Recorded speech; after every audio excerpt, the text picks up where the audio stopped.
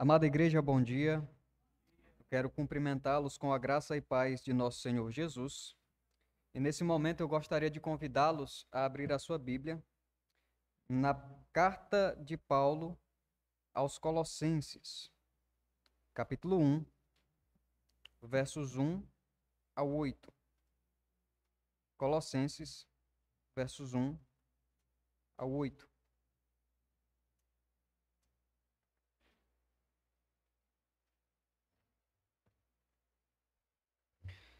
Colossenses 1 ao 8. Amém? Diz assim a palavra de Deus: Paulo, apóstolo de Jesus Cristo, pela vontade de Deus, e Timóteo, nosso irmão, aos santos irmãos fiéis em Cristo que estão em Colossos, graça seja a vós e paz da parte de Deus, nosso Pai, e do Senhor Jesus Cristo. Nós damos graças a Deus e Pai de nosso Senhor Jesus Cristo, orando sempre por vós, porquanto ouvimos da vossa fé em Cristo Jesus e do amor que tendes para com todos os santos, e por causa da esperança que vos está preservada nos céus, da qual já antes ouvistes pela palavra da verdade do Evangelho, que já chegou a vós, como também está em todo mundo, e já produz frutos, como também o faz entre vós, desde o dia que ouvistes e conhecestes a graça de Deus em verdade, como aprendestes de Epáfras, nosso amado conservo, que, para vós, é um fiel ministro de Cristo, o qual nos declarou também o vosso amor no Espírito. Apenas até aí. Curve a sua cabeça e vamos então, nesse momento, orar, rogando pela direção do Senhor para que Ele abra os nossos corações e também o nosso entendimento. Oremos. Potentíssimo Deus, Pai de nosso Senhor Jesus. Muito obrigado, ó Deus, por este dia. Obrigado pela tua graça ter se manifestado de forma que o Senhor conduziu a cada um de nós, ó Deus, a estarmos aqui correspondendo à tua santa vocação. Que esse dia seja um dia de descanso, Senhor, e seja um dia de prazer na tua lei. Que seja um dia que possamos ouvir a tua voz falar às nossas mentes e aos nossos corações. Ó Senhor, eis aqui esse pequeno esboço que faz, ó Deus, nos sentirmos incompetentes de explorar a riqueza da tua palavra, tamanha ela é. Por isso rogamos a ti, ó Deus, que o Senhor capacite esse servo que fala contigo. Tem misericórdia de mim, ó Deus, apesar das minhas falhas, direcione as minhas palavras, para que assim a tua igreja seja edificada e nutrida de uma maneira que seja agradável a ti. Prepara os nossos corações, ó Deus. Que o coração de cada crente aqui esteja aberto para receber a porção da tua palavra. Que nossos ouvidos estejam atentos à tua voz. No santo nome de Jesus é o que nós te pedimos e por fé te agradecemos. Amém. Meus irmãos, o título do sermão dessa manhã chama-se As Marcas do Evangelho. Nesse trecho específico das Escrituras, nós temos algumas informações que são riquíssimas para a igreja, tanto quanto foi importante para a igreja ali situada em Colossos. A nossa confissão de fé, no capítulo 26, no parágrafo 3, logo na primeira frase, afirma o seguinte: as igrejas mais puras debaixo do céu estão sujeitas à heterogeneidade e ao erro. Essa afirmação constata uma realidade dura e que muitas vezes aflige as igrejas por aí, mundo afora. A perfeição não se aplica a instituição religiosa nenhuma. E toda igreja vai ter seus percalços, mais cedo ou mais tarde. Aquelas que percebem a si mesmas e encontram nas Escrituras e nas recomendações divinas uma solução para as suas questões, essa é mais feliz em relação às demais. Essa é uma realidade chocante, mas que deve ser encarada pela igreja. E nós constatamos que é uma realidade porque nós percebemos que as epístolas, por exemplo, fazem uma série de correções, tanto à igreja de Corinto, como à igreja de Éfeso, também como, por exemplo, a igreja aqui em Colossos. E nós percebemos então que as falhas da igreja são corrigidas pelo poder da palavra. Não é diferente, então, meus irmãos, no que diz respeito aos problemas com a igreja aqui em Colossos. Num passado um pouco mais distante, essa fora uma cidade muito relevante, com um comércio próspero e uma localização geográfica privilegiada, que então ali permitia com que ela fosse uma cidade relativamente abastada e segura. Todavia, com o passar do tempo, essa situação muda e então passa-se a ter uma degradação financeira na cidade, de tal forma que talvez nos dias de Paulo essa tenha sido a cidade menos importante. Essa degradação não se limitava apenas à parte financeira, mas ela chega também a afetar a parte espiritual da cidade, em especial a parte da igreja.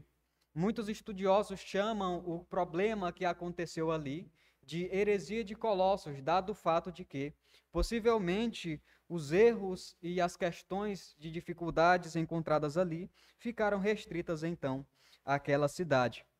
Essa heresia não era tão simples de ser identificada em seus pormenores. Nós não podemos, por exemplo, dissecá-la e perceber então todas as suas premissas e quais então as suas consequências. Mas nós temos aqui algumas reafirmações de Paulo que nos levam a compreender então alguns vislumbres do que essa heresia então ali era capaz de fazer no que diz respeito ao afetar a igreja. Por exemplo, é notável uma influência de filosofia platônica, ainda também influência de princípios judaicos, como, por exemplo, guardas de datas festivas e coisas semelhantes. Ainda também havia uma ênfase em êxtases, visões e também culto aos anjos. Até mesmo poderes astrais que acreditava-se existir nos gentios, havia ali indícios de ter nessa heresia. Também ainda havia elementos ali de uma influência gnóstica em sua essência ali, em seus princípios. E, na verdade, esse furacão de ideias, esse aglomerado de erros e essa mistura que nós podemos até apelidar, como nós apelidamos hoje de sincretismo, é o que leva exatamente Epáfras, fundador daquela igreja, a recorrer a Paulo, que àquela altura estava na sua primeira prisão em Roma. Então, aqui nós temos uma igreja situada numa cidade que já foi importante, que está passando por algumas dificuldades, cujo alguém piedoso que zelava por aquelas almas, então, necessitou de dificuldade e recorreu à autoridade apostólica de Paulo, então, para orar por aquela igreja e para, então, advertir contra as falhas ali presentes. Na verdade, a impossibilidade de se dirigir até a Colossos e se direcionar pessoalmente até ali, Paulo escreve, e esse aqui então é o nosso contexto em que essa igreja está inserida. Então, eu quero chamar a atenção, em primeiro lugar, para um ponto que quase sempre nós deixamos passar quando nós estamos lendo algum livro das Escrituras, em especial as epístolas. Quando nós olhamos para a carta aos Colossenses, nós percebemos que ela é um escrito relativamente simples comparado aos escritos do século I. Ela contém ali uma introdução, com uma apresentação, uma saudação, a identificação do autor. Ela tem um corpo abordando ali algumas temáticas e ela tem também ali algumas características de conclusão padrão que normalmente apareciam no gênero epistolar. Mais precisamente, na introdução está o pequeno detalhe para o qual desejo chamar a atenção essa manhã. A autoria da Escritura, que vai nos fazer pensar na seguinte questão: a confiabilidade das Escrituras. Quando nós olhamos para Paulo identificando-se aqui, naturalmente não deveria haver nenhum tipo de questionamento em relação a quem escreveu e para quem escreveu. Nós temos aqui claramente o autor, nós temos o seu cooperador Timóteo como sendo aquele que redigiu a carta, e nós temos também aqui, então, no versículo 2, os receptores daquela carta. Então, meus amados, quando nós olhamos para isso, nós temos essas ricas informações que contam a história dessa epístola. Talvez isso passe despercebido por nós, porque nós já temos consolidado em nossas mentes que quem escreveu de fato foi Paulo. E isso é bom. E na realidade nós devemos continuar assim, sem desviar nem para a esquerda e nem para a direita, no sentido de que se a Bíblia diz que foi Paulo quem escreveu, então foi Paulo quem escreveu. Se a Bíblia diz que Paulo escreveu aos Efésios, é porque Paulo escreveu aos Efésios. Se a Bíblia aqui especificamente menciona que Paulo escreveu aos Colossos para corrigir os problemas de Colossos, então é verdade que assim o foi. Então, meus irmãos, nós devemos mirar dessa forma. A Escritura é extremamente confiável, mas nem sempre as pessoas observam dessa forma. No século XIX, com a ascensão do liberalismo teológico, valendo-se ali do meio da crítica textual, muitas pessoas passam a questionar a confiabilidade das Escrituras. Por exemplo, eles leem algo como o versículo 1, que diz o seguinte: Paulo, apóstolo de Jesus Cristo, pela vontade de Deus, e Timóteo, nosso irmão, e pensam da seguinte forma: será mesmo que foi Paulo que escreveu? Vamos fazer aqui uma análise. E então eles passam a fazer observações minuciosas. Eles olham o vocabulário, isso é a riqueza ali das palavras empregadas, se essas palavras aparecem em outros escritos de Paulo, qual seria a data aproximada então desse escrito, e então leva-os a fazer uma ponderação se isso de fato teria sido Paulo ou se foi alguém que pegou as ideias de Paulo e posteriormente escreveu para que assim auxiliasse uma igreja mais cedo ou mais tarde. Existem, por exemplo, aqueles que advogam por causa da semelhança, que aqui seria um resumo feito por um autor anônimo da Epístola de Paulo aos Efésios. Todavia, quando nós olhamos todo o corpo da epístola, nós vemos que aqui existem questões que não existiam, questões que foram tratadas então na epístola aos Efésios. Por exemplo, aqui nós não temos questões mais pujantes em relação à Trindade. De contrapartida, nós temos aqui um problema muito específico, chamado então, como citado anteriormente, da heresia de Colossos. Então, são escritos distintos para públicos distintos que são então de autoria de um mesmo autor. Então, para essas pessoas, de repente, essa afirmação categórica de Paulo aqui não é mais válida. Ela talvez não deva merecer o crédito com que as pessoas dão, mas isso não é verdade. Mesmo que eles digam que haja muitas variantes textuais, mesmo que eles digam que havia a possibilidade de erros de copistas humanos ali, ou ainda um vocabulário diferente poderia acusar, nada disso deve levar o crente piedoso a duvidar da credibilidade das Escrituras. Nós temos boas razões para tal. Em primeiro lugar, mesmo com toda a divergência no que diz respeito à multiplicidade de escritos, são coisas pequenas em sua essência.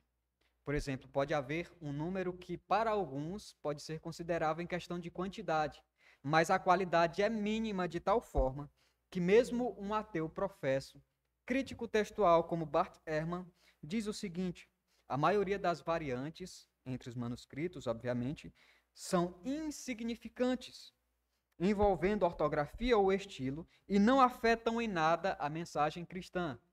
Por exemplo, até poderia ser verdade que um copista ou outro pode ter cometido um erro de colocação, uma letra. Todavia, nada disso compromete a fé cristã em seus pilares principais. Isso significa dizer que qualquer discrepância que haja entre uma cópia e outra não merece uma atenção demasiada, não merece, na realidade, ser colocada em cima de um pedestal e ter, então, agora ser utilizada como um padrão para olhar para as Escrituras. Reforço. Se a Bíblia diz que foi Paulo que escreveu, é porque foi Paulo que escreveu. Se a Bíblia diz que Timóteo foi colaborador de Paulo nessa escrita, é porque Timóteo foi colaborador de Paulo nessa escrita. O que isso nos ensina de tão importante? Isso, na realidade, embora seja algo mais comum no meio acadêmico, por exemplo, em ambientes de faculdades, especialmente de teologia, nós percebemos isso também no nosso cotidiano. Por exemplo, você já ouviu aquela pessoa que diz o seguinte: eu não confio na Bíblia porque ela é coisa de homens. Essa pessoa está assumindo que a Bíblia é uma criação humana e que ela não merece o crédito devido como sendo um escrito divinamente inspirado.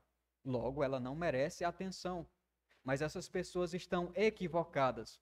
E toda igreja piedosa deve rejeitar qualquer tipo de argumentação que coloque em descrédito a confiabilidade e, consequentemente, a autoridade das Escrituras. Então, nós devemos sempre manter o olhar de que a Bíblia é definitivamente a palavra de Deus. Ela não contém, ela não se torna, ela é, porque Deus assim aprove. Então, meus irmãos, somente confiando nas Escrituras, de maneira objetiva, é que nós podemos ter uma base firme para a nossa fé. É quando nós olhamos para as recomendações de Paulo e nós damos créditos à recomendação de Paulo, que nós podemos então pôr em prática e perceber os frutos do Evangelho, perceber então na prática a sua veracidade. Então, é somente, meus irmãos, crendo que a Escritura é infalível, que ela é confiável, que a sua autoridade deve ser utilizada como regra de fé, é que uma igreja pode, então, se firmar na sã doutrina. Dessa forma, teremos em evidência, então, as marcas do Evangelho que nós encontramos aqui nos textos lidos. Preste atenção.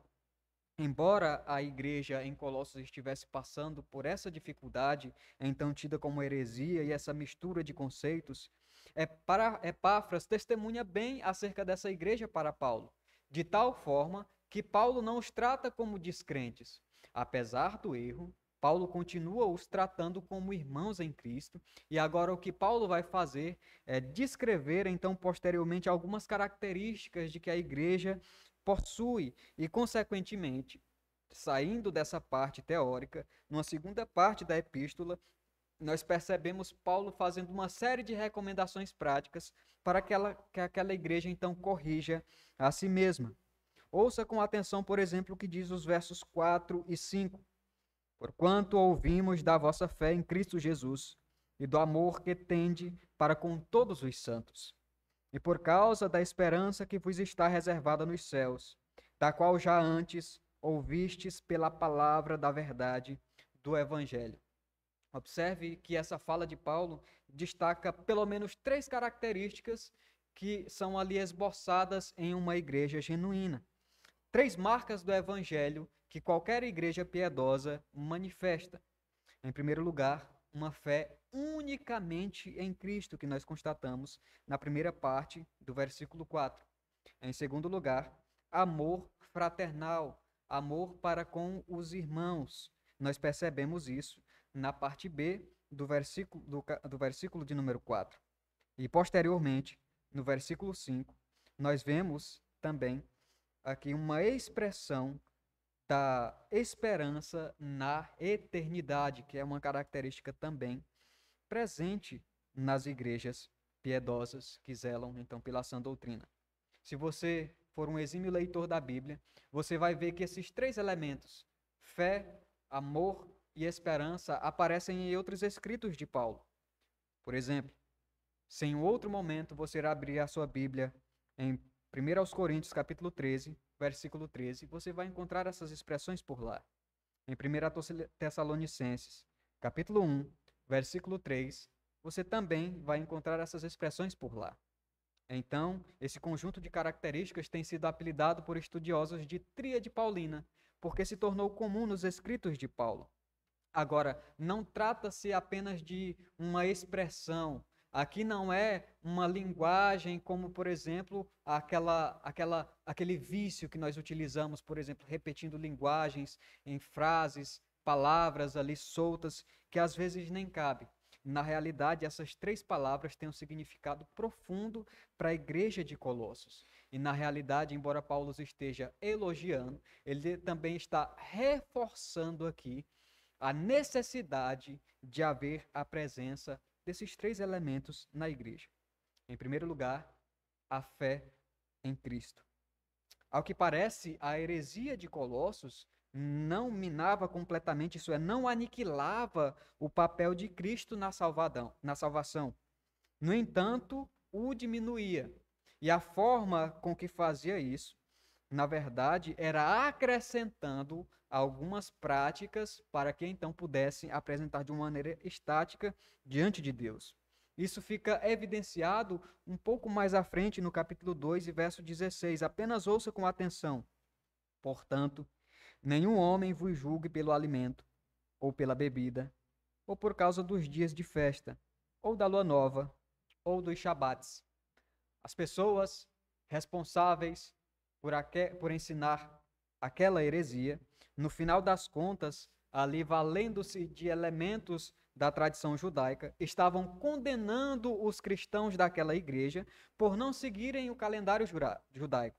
Eles olhavam para aquelas pessoas que não guardavam dias, que não faziam distinções entre alimentos, e então diziam que a sua salvação ainda não era completa, que eles precisavam de mais, eles precisavam de obedecer a esses ritos. Além disso, nós vamos ver posteriormente que eles deveriam ter uma experiência espiritual elevada, como uma espécie de complemento, então, para atingir verdadeiramente a salvação da parte de Deus. E Paulo percebe isso. E suas palavras, então, mostram claramente que a sua escrita é para corrigir. Aqueles líderes estavam errados em exigir assim daqueles irmãos. Então, ele declara: todas essas coisas parecem piedosas porque são bem elaboradas. Elas requeriam disciplina física, mas espiritualmente falando, de uma perspectiva bíblica, não tinha proveito nenhum. Essa paráfrase aqui, das quais coloco a ideia de Paulo, se encontra no capítulo 2, no versículo de número 23. E nós podemos então constatar que, na verdade, a situação daquelas pessoas era estritamente externa. Dizia respeito a ritos que não mudavam verdadeiramente o interior das pessoas. Se pararmos para pensar bem, acrescentar práticas para alcançar a salvação era algo comum naquele dia, mas também é algo comum nos dias de hoje. É até recorrente. Por exemplo, você já viu aquela instituição religiosa que se acha superior? Ela se acha superior não por ter uma espiritualidade autêntica, mas ela é presunçosa porque ela acha que, por exemplo, impor uma maneira de se vestir e manter aquela maneira de forma única, ou ainda ter uma experiência espiritual baseada em êxtase ou visões, as eleva e torna a salvação deles completas, como se eles fossem mais abençoados do que as outras igrejas. E às vezes, não raramente, até tratam igrejas que não compactuam com essas ideias como sendo igrejas heréticas, como sendo um povo que não é piedoso. Mas na realidade tudo isso é falso. E tudo isso não diz respeito a um evangelho piedoso. Em primeiro lugar, por causa da presunção. Uma igreja piedosa, um líder piedoso, jamais pensaria dessa forma. Ele jamais colocaria-se acima de seu irmão por causa das suas práticas. Antes, ele recebe e pratica a recomendação de Paulo.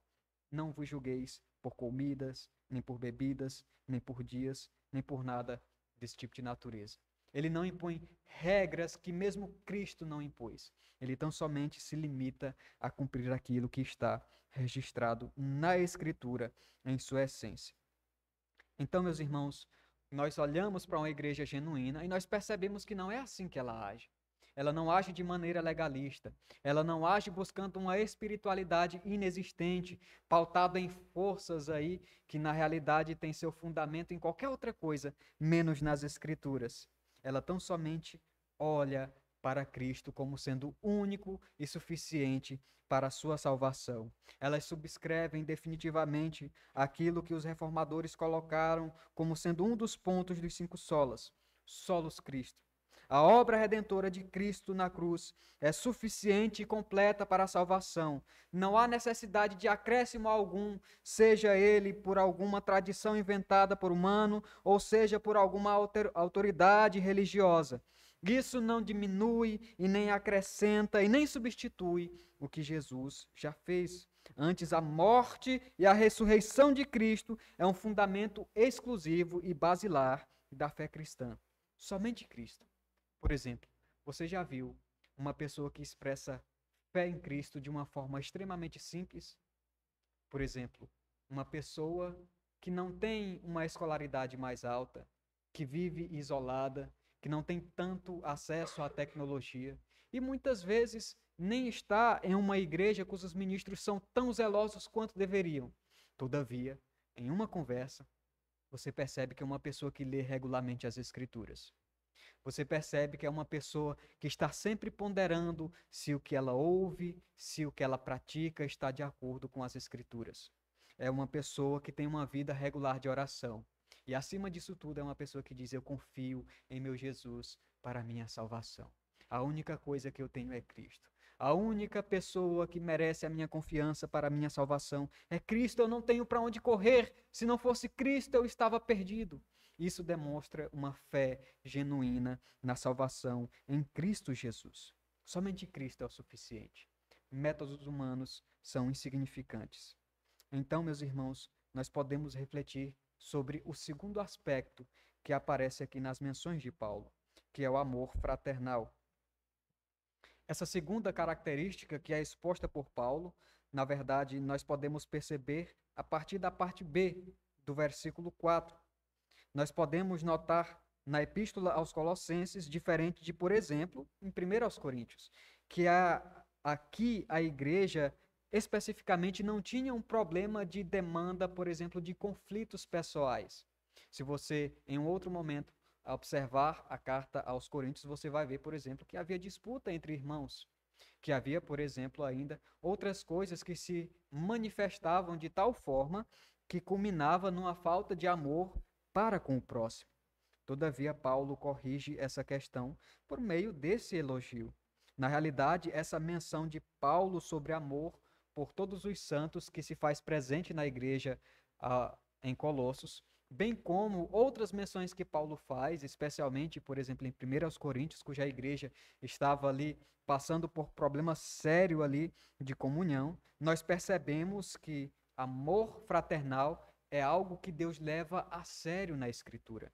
É algo que, de forma alguma, nós podemos colocar lá embaixo como sendo algo nem secundário, mas como sendo algo terciário, ou algo que é irrelevante, não. Deus é preocupado com o amor entre os seus servos. Se você, em outro momento, ainda ler também a primeira epístola de Paulo aos Coríntios, vai perceber que essa igreja claramente demonstrava a falta de amor por meio desses conflitos citados anteriormente. Era uma igreja cujo não habitava sabedoria alguma. Quando uma igreja é atingida pela falta de amor, o que acontece é que os irmãos não terão sabedoria para lidar com as suas questões pessoais. Se o irmão tem uma coisa contra outro, ele não se baseia no evangelho para resolver. Antes ele vai procurar autoridades. Antes ele vai recorrer a meios um pouco mais agressivos e talvez até que reduzam a dignidade e até comprometem a unidade da igreja.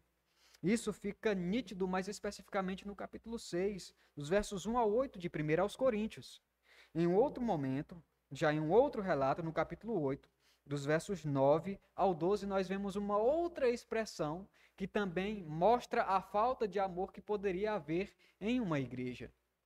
Nós olhamos para aquelas pessoas e nós vemos uma indiferença em relação àquelas pessoas mais frágeis socialmente falando.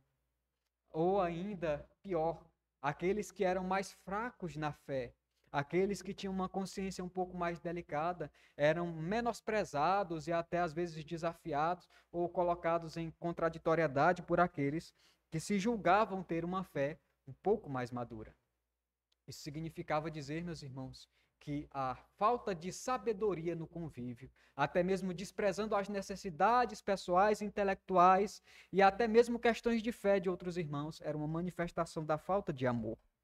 E toda igreja genuína não pode permitir jamais que o amor se ausente de seu meio. E nós até refletimos sobre exatamente o que seria esse amor para com o meu próximo, para com o meu irmão. É outro dia, enquanto pregava sobre o grande mandamento. E nós percebemos que a palavra de Cristo em relação ao amor dizia muito mais respeito à prática em si, ao servir e ao exercer a obediência aos mandamentos divinos, então, do que alguma coisa relacionada ao sentimento, ao interior ou ao afeto, embora isso também seja necessário para com os irmãos. Então, meus irmãos, essas informações mostram que, na realidade, o amor fraternal é um princípio que permeia toda a Escritura. É um princípio que é repetido, reforçado nas epístolas, em praticamente todas elas, o que deve levar a igreja a fazer um autoexame. Frequentemente, a igreja deve olhar para si mesma e se fazer a pergunta: será que o nosso amor fraternal tem se manifestado de uma maneira que agrade a Deus? Nós estamos agindo em favor de nossos irmãos de forma que isso espelhe amor? Nós temos algum tipo de desavença aqui não resolvida? O que nós podemos fazer para resolvê-lo? Há algo aqui que reflita numa mágoa presente, em algo que ainda não foi resolvido, uma pendência do passado. A fé verdadeira exige do cristão uma prática visível de amor que irá levar a resolver todas as questões que comprometem, então, a unidade da igreja. Dessa forma, nós constatamos que, então, meus irmãos, o amor fraternal é algo que jamais pode se ausentar, então, de uma igreja que professa fé em Cristo. Por fim, em terceiro lugar, nós temos a expressão de uma esperança eterna. Essa expressão é muito relevante e eu quero propor uma ilustração para que os irmãos pensem a respeito. Imagine que uma pessoa está numa situação de vida ou morte e essa pessoa não é cristã. Para ela, a vida acaba ali. Se ela morrer, acabou. Não tem esperança nenhuma na eternidade. Então, pensando em sobreviver, ela lança toda a sua esperança, por exemplo, a um tipo de resgate. Ela espera que alguém venha até ela, que alguém a resgate daquela situação e que alguém então a auxilie a preservar a sua vida. Todavia, ao depositar a sua confiança numa outra pessoa, num outro ser humano, diversas falhas podem acontecer. Pode ocorrer algum processo burocrático que impeça uma pessoa de socorrer a outra. Pode ocorrer também alguma falha em um veículo ou diversas outras falhas, obstruções de vias que podem impedir que essa pessoa seja resgatada e socorrida. Logo, a esperança dessa pessoa, que estava em uma outra pessoa, que estava em alguém temporal, era completamente fragilizada. E no momento em que essa pessoa falhasse no resgate, então a esperança da primeira pessoa seria completamente destruída. Em contrapartida, pense em um cristão que está à beira da morte, seja numa situação de risco ou seja numa situação de doença. Ela não deposita a sua esperança em uma pessoa, embora ela possa até vislumbrar no seu coração, como quem diz: seria bom se alguém viesse me resgatar. Mas o cristão autêntico não põe as suas esperanças em coisas temporárias, nem em pessoas, porque são transitórias. Ele põe na esperança celestial em Cristo Jesus, de tal forma que nessa situação, ainda diante da morte, ele olha: eu sei que a minha esperança está na eternidade com Cristo. Dessa forma, ele pode até encontrar-se triste e abalado pela situação, mas o seu coração vai estar confortado e em paz, porque ele sabe que há um tesouro incorruptível guardado para ele na eternidade, a saber, morar eternamente com Cristo Jesus. Percebe a diferença? Há muito tempo eu costumava utilizar um seguinte ditado popular: a esperança é a última que morre. Você com certeza já ouviu essa expressão algum dia. Até que uma vez eu falei perto de uma tia que era cristã, com uma consciência muito boa e com muita paciência, e a ela disse: meu filho, esse pensamento não é saudável. Na verdade, a esperança é a única que não morre. A nossa, a minha e a sua. Porque nós somos crentes. Porque nossa esperança é Cristo. Eu nunca mais esqueci daquela frase. Enquanto a nossa esperança for a eternidade, nós não seremos frustrados. Quem coloca as suas esperanças em coisas transitórias como riquezas e homens será frustrado e será abalado, mas aqueles que depositam a sua confiança em uma eternidade com Cristo serão então exaltados, não para soberba nem para orgulho, mas na expressão de um corpo transformado e na herança de uma vida eterna com Cristo Jesus. Isso é possível por causa da obra de Cristo. É por isso que Paulo, posteriormente, vai exaltar a Cristo de uma forma tão bela por meio de uma canção. Os versos 13 até o verso de número 20 dizem o seguinte: ouça com atenção. Ele nos livrou do poder das trevas e nos transferiu para o reino do seu Filho amado, em quem temos a redenção pelo seu sangue, o perdão dos pecados, o qual é a imagem do Deus invisível, o primogênito de toda a criatura, porque nele todas as coisas foram criadas, nos céus e na terra, visíveis e invisíveis, sejam elas tronos ou dominações, ou principados, ou potestades, todas as coisas foram criadas por ele e para ele. E ele é antes de todas as coisas, e por ele todas as coisas subsistem. Ele é a cabeça do corpo da igreja, e é o princípio e o primogênito dentre os mortos, para que em todas as coisas tenha preeminência, porque foi do agrado do Pai que nele tenha toda a plenitude habitasse, e que, havendo por ele feito a paz pelo sangue da sua cruz, por meio dele reconciliasse consigo mesmo todas as coisas, tanto as que estão na terra como as que estão no céu. Jesus é Deus. Jesus é aquele que governa e herda todas as coisas. Todas as coisas que estão no céu, na terra ou debaixo da terra foram feitas por intermédio dele, para a honra e glória do nome dele. Aqueles que estão em Cristo têm paz com Deus. É exatamente por ser quem Cristo é, esse ser supremo, herdeiro de todas as coisas e governante soberano sobre todo o universo, que quem deposita a fé nele jamais será envergonhado. E não somente isso, mas depositar confiança e esperança na eternidade, como ordena o Evangelho, faz preservar e perseverar a fé em Cristo e também a prática de amor ao próximo. Aqueles que têm a esperança em Cristo e na eternidade depositam a fé em Cristo e expressam amor ao próximo.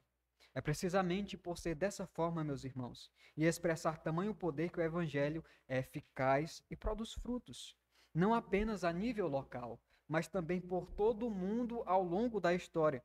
Isso fica evidenciado, então, no versículo de número 6. Ouça com atenção, que já chegou a vós, como também está em todo o mundo, e já produz fruto, como também o faz entre vós, desde o dia em que ouvistes e conhecestes a graça de Deus em verdade. O que já chegou aqui aos Colossenses, na realidade, é evidenciado na parte B do verso 5. Perceba que desde a segunda parte desse verso mencionado, a palavra verdade do Evangelho está mencionada aqui. E nós temos então aqui um aglomerado de menções muito notáveis que são empregadas por Paulo. A verdade do Evangelho é uma delas. Mas também em palavras comuns, como ouvistes e conhecesses. Como essas coisas se conectam entre si. Esse conhecer a verdade por meio de ouvir traz um aspecto muito mais profundo do que a intelectualidade. Não diz respeito a ter um conhecimento intelectual minucioso, a ter acesso, por exemplo, aos idiomas originais, a ter acesso, por exemplo, a escritos piedosos de livros de homens que comporam sobre a Bíblia ao longo da história, mas diz respeito a ter uma relação intensa na prática da verdade. A palavra aqui, conhecer, dá a ideia exatamente de praticar numa relação profunda com a palavra de Deus. Agora perceba como todos os pontos até aqui se conectam. Por exemplo, se foi Paulo quem escreveu, o texto verdadeiramente dispõe de doutrinas apostólicas que são normativas para a igreja. Logo, nós podemos depositar com muita segurança confiança nas promessas do Evangelho e, consequentemente, manter viva a fé na obra de Cristo e praticar também amor fraternal. Se a autoridade da Bíblia é questionada, nada disso valeria a pena. Mas se ela é certa, tudo isso é uma expressão do poder de Deus na vida do seu povo. E nós podemos constatar isso com nossos próprios olhos. É algo que nós vemos na Escritura e nós testemunhamos na postura da igreja. nós concluímos dessa forma que uma igreja que tem as marcas do Evangelho é uma igreja que dá o devido crédito à verdade da palavra. Ela mantém viva a fé unicamente na obra redentora de Cristo, na sua morte e na sua ressurreição para a salvação de todos aqueles que creem nele. E por fim, a prática do amor fraternal como sendo uma marca presente. Nós temos aqui então algumas aplicações finais. Em primeiro lugar, reforço e reitero que nós não precisamos de filosofias vãs. Nós não precisamos recorrer a nenhuma espécie de misticismo, a nenhuma espécie de regra humana que visa então acrescentar algo para poder de alguma forma contribuir para a forma salvífica de Cristo. A frase máxima em nossa mente deve ser: Cristo é o suficiente. Isso deve ser dito repetidas vezes. Cristo é o suficiente. Em segundo lugar, assim como Deus preparou Paulo e Epáfras para cuidar daquela igreja, Deus também colocou homens piedosos ao longo da história e zelosos pela Escritura para cuidar do seu povo. Nossos pastores e líderes não estão exclusos disso. Por exemplo, quando nós olhamos para Paulo e para Epáfras, nós percebemos uma preocupação genuína com a igreja, de tal forma que a reunião, há então a pauta, há então a oração e há então a proposta para a correção daquela igreja. Os seus líderes, os seus pastores fazem isso por vocês. Por vezes vocês estão em casa, jantando, assistindo um filme, enquanto o nosso pastor está intercedendo por nós. Enquanto o seminarista da igreja ou os diáconos estão preocupados com a nossa vida espiritual e refletindo se há, de alguma forma, alguma maneira de contribuir para as nossas vidas. Esses homens foram separados por Deus para cuidar da igreja.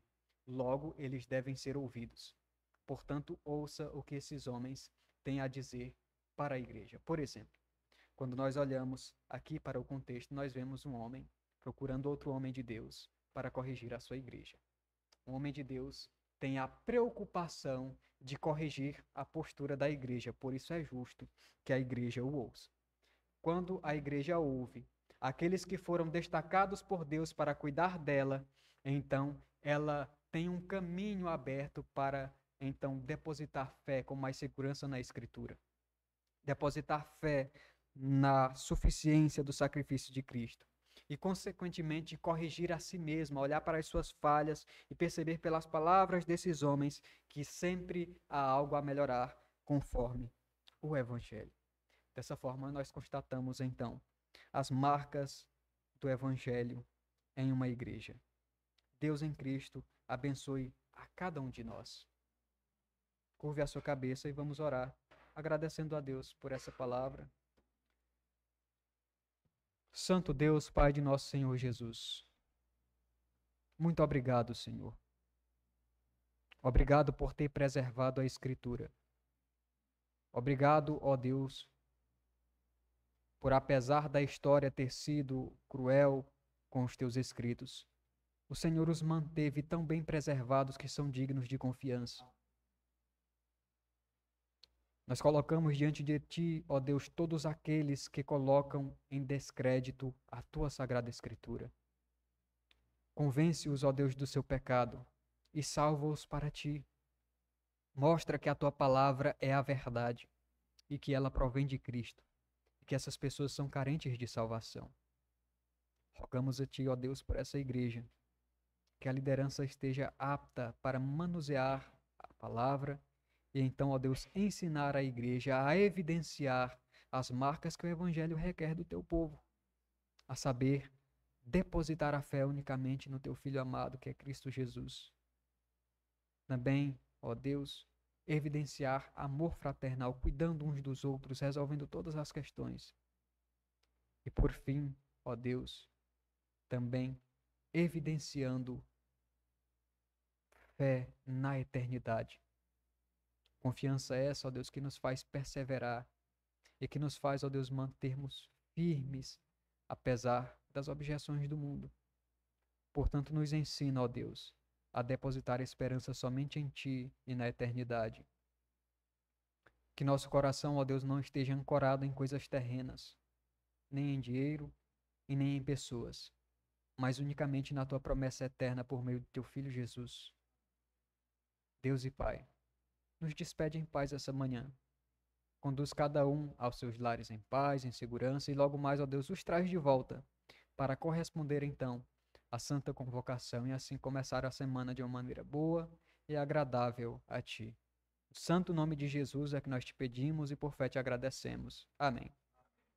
Meus irmãos, o nosso culto está encerrado, nós temos aqui agora apenas alguns avisos, portanto permaneçam em seus lugares. Pastor Marcos tem a palavra.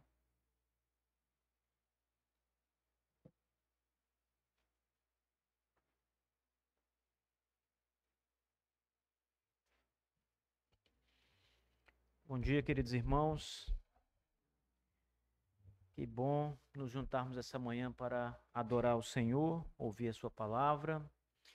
Antes de dar os avisos, meditem sempre, irmãos, quando a pregação chegar até vocês. Então, prestem atenção quando o pastor, o seminarista, algum outro pregador estiver aqui, trazendo para vocês a palavra. Às vezes a gente acaba divagando, né? Você começa prestando atenção, depois perde um pouco o foco, perde a concentração. A nossa época, por causa das coisas que nós vivemos, ela nos leva muito a esse tipo de comportamento, de desatenção. Então, uma pregação expositiva, como a que nós ouvimos aqui, requer que você fique o tempo todo prestando atenção para não perder o raciocínio. E é assim que a igreja cresce, quando ela presta atenção na palavra de Deus, para aplicar a vida, para ouvir as aplicações que são ali apresentadas, para entender o que a Escritura disse, entender os contextos, tudo isso é muito importante. Hoje nós tivemos uma pregação que, sem sombra de dúvida, exige muito a nossa atenção para entender e não divagarmos por aí, não é? Deus seja louvado.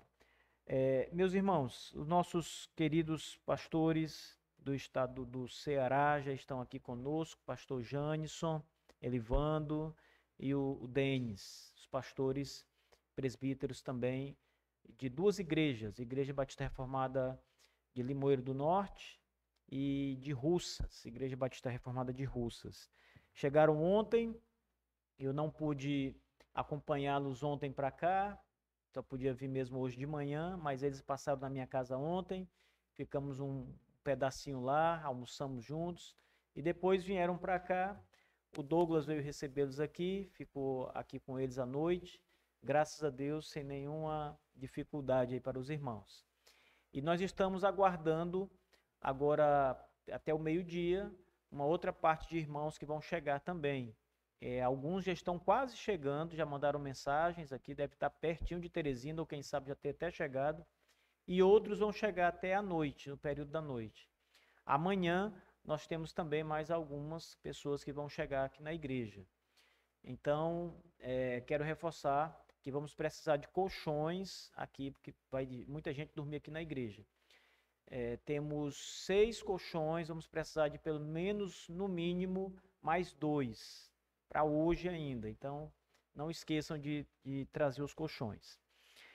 Irmãos, amanhã começa o seminário, o nosso módulo 16, História dos Batistas. Vocês oraram por essa semana de aulas, mas eu peço que vocês continuem a oração, porque será uma semana longa.